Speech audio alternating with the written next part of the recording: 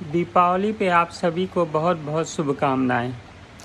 दीपावली का पर्व आज और कल 2 दिनों होने की वजह से ये शुभकामनाएं मैं अभी भी दे रहा हूँ। वैसे इस दीपावली में पर्यावरण की चिंता करने वाले समस्त लोगों को बहुत दुखद समाचार ये है कि इतने रोकथाम, इतने उठापटक के बाद भी सभी सनातनी हिंदू, चाहे वो सेकुलर हो या अनसेकुलर हो, सभी ने मिलकर खूब सुंदर से आतिशबाजी का प्रयोग किया और बड़े धूमधाम से उत्सव को मनाया। सभी बच्चे बच्चियां, यहाँ तक के बूढ़े जवान, सभी एक दूसरे को बधाइयाँ दें, मिठाई खिलाएं, खाएं तथा माता लक्ष्मी और गणेश जी की पूजा किए और पूरे विश्व ने अयोध्या में हुए दीपोत्सव को भी अच्छे से देखा। इन समस्त क्रियाकलापों के दौरान, इस समस्त श्रद्धा के सैलाब के दौरान बहुत से ऐसे भी लोग थे जो दिन भर प्रदूषण के नाम पर विरोध करने वाले थे।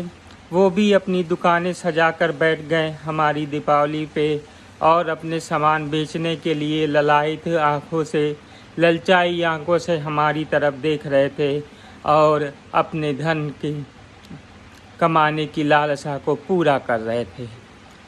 धन के लिए वो किसी भी धर्म को, किसी भी जाति को, किसी भी संप्रदाय को अपना बना लेते हैं।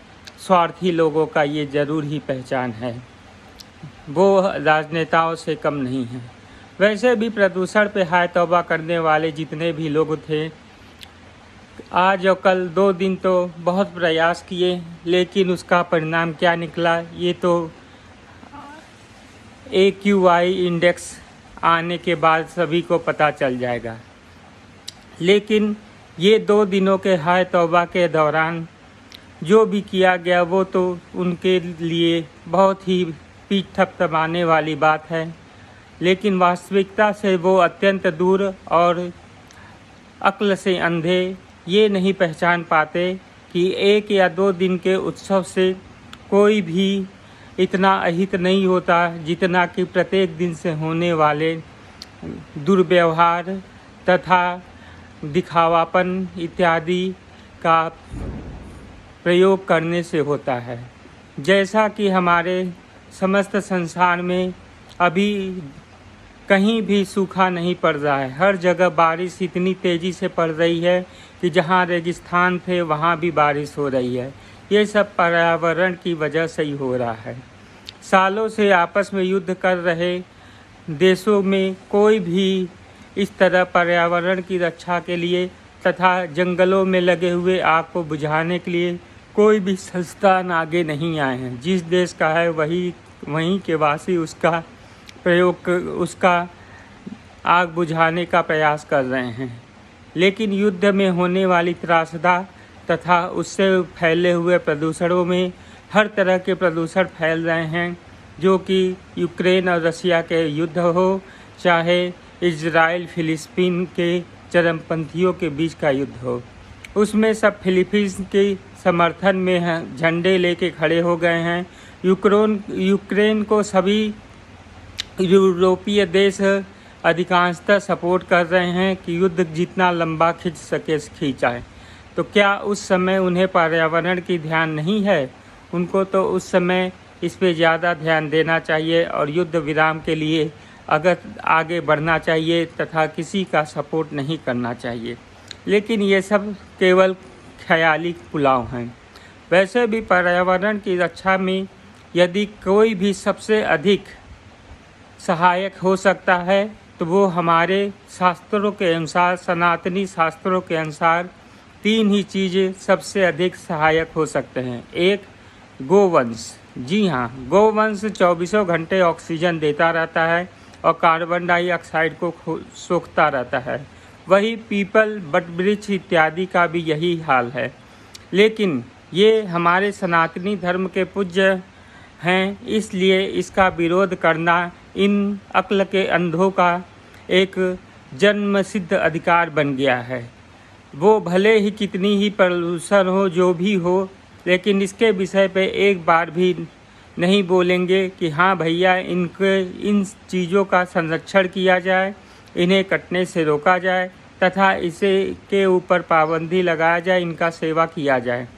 तो पर्यावरण में वायु प्रदूषण की स्थिति अपने आप ख़त्म हो जाएगी।